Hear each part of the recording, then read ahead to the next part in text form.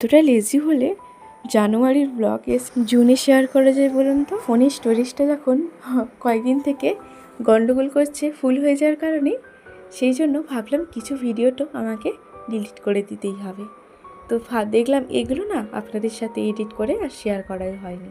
আর এইসব সুন্দর মুহূর্তগুলো আমি যেহেতু ক্যামেরা বন্দি করেছি, পরে হলো দেখতে পাবো এডিটিং করে শেয়ার করলে। এই হলো আমাদের আজকে ছোট্ট বার্থডে গার্ল। ওই দিদি ভাইয়ের বাড়িতে এসেছি আজকে।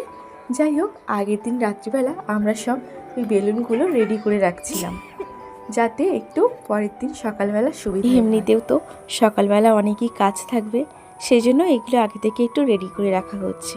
আর এদিকে বেলুন আমি দুই একটা ফোলাতে গিয়ে ব্যর্থ হওয়া মানুষটি এখন ভিডিও করায় মেতে উঠেছি, ওদেরকে কাজে লাগে। আর একসাথে অনেক বেলুন হলে দেখতে খুব সুন্দর লাগে, তাই না? এখানে তো আমাদের ছোট্ট ঐশিকিও লেগে পড়েছে কাজে বেলুন ফোলানোর। যাই হোক, অর্ধেক বেলুন মোটামুটি কালকের জন্য তো রেডি হয়ে গিয়েছে, আর বাকিটা সকালবেলা হবে। আর দিদি ভাইয়ের বাড়িতে ছাদে প্রচুর গাছ রয়েছে, আর গাছগুলোতে এত ফুল হয়েছে পরিমাণে। আর এখন তো শীতকাল, বুঝতেই পারছেন অনেক ফুল থাকবে। এই তো এই ছাদ থেকে ওই ছাদে এই মহারাজে দেখা পেলাম।